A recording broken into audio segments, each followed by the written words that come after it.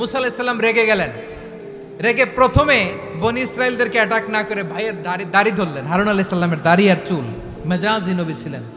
হারুন তুমি কি করলা? তোমারে কি দায়িত্ব দিয়ে গেলাম, তুমি কি করলা? তুমি থাকতে বনি ইসরাইল কেমন করে শিরকের কাজে নিমজ্জিত হয়ে যায়?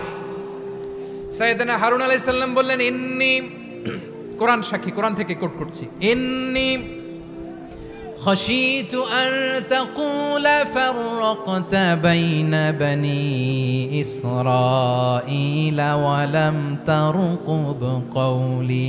ও আমার ভাই, আমার দাড়ি ধরবেন না, আমার মারবেন না।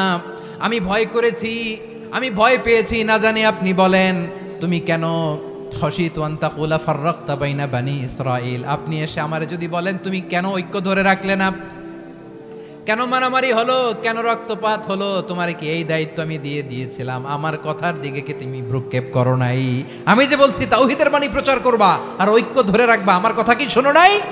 আপনি আমারে ধমকাবেন, এই জন্য আমি প্রতিরোধ করি নাই, আক্রমণ করি নাই, গৃহযুদ্ধ আটকানোর জন্য, কিন্তু আমি দাওয়াত দিয়েছি। সুবহানাল্লাহ পড়েন। ঐক্য ধরে রেখেছেন।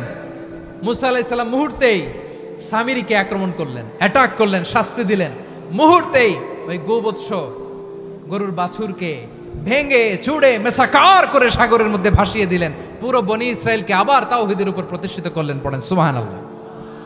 এই ঘটনা থেকে শিক্ষা কি? শিক্ষা হচ্ছে আপনি শিরকের আড্ডাখানা দেখলেও বৃহৎ স্বার্থে তাওহীদের দাওয়াত দিবেন, প্রয়োজনে আপনি ঐক্য নষ্ট করবেন না। সুবহানাল্লাহ পড়বেন না?